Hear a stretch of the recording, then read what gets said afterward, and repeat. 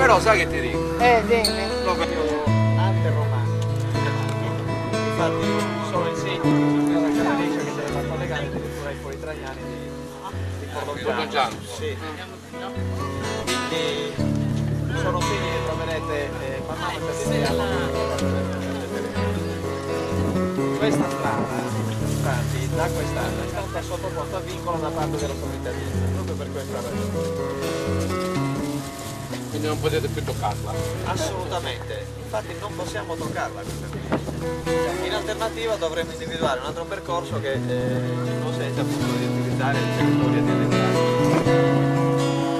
Quindi non passiamo in mezzo ai siti. No, è bello rovinato di siti. Non sta mica tu dentro. Non riusciamo a dirlo. Giovanni Paolo, benedetto di Gesù. Prima che mi entri in testa adesso ci passiamo in testa. Angelo!